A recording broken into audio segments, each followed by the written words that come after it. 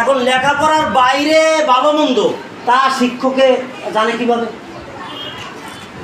শিক্ষকের কি সেই পাঠ্যপুস্তক আছে, বা সেইটা কি ক্লাস হয়, বা সেইটা কি সাবজেক্ট আছে, সেইটা কোন ঘন্টায় পড়ানো হয়, কোন পিরিয়ডে, চতুর্থ পিরিয়ড না পঞ্চম পিরিয়ড, একটা ওরে চরিত্রবান বানাই দেবেন।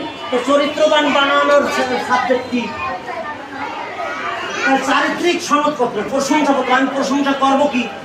সে সত্য কথা বলে, মিথ্যা বলে না, রাষ্ট্রীয় কোনো কাজে, অন্যায় কাজে সে সম্পৃক্ত নয়, এই সমস্ত ভালো ভালো প্রশংসা, তার মঙ্গল কামনা, ঈদ এবং শেষে স্বাক্ষর প্রধান শিক্ষক, তাই না?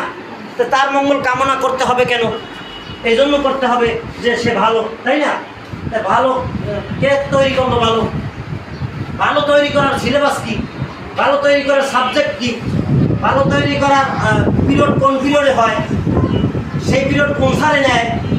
এটা ভালো মানুষ বানাবে, কোন সারে বানাবে? তার মানে এই সার্টিফিকেটটা যে দেওয়া হলো, সেই সার্টিফিকেটটা কেন দাও? প্রশ্ন, এই প্রশ্নটা করা। তাহলে লেখাপড়ারে যদি বিদ্যা বলা হয়, তাহলে শিক্ষা আলাদা। লেখাপড়া যদি বিদ্যা হয়, শিক্ষা আলাদা। তাই মানুষে কয় না ওই বিদ্যা শিক্ষা নাই। বিদ্যা যদি পাঠ্যপুস্তকে পাওয়া যায়, তাই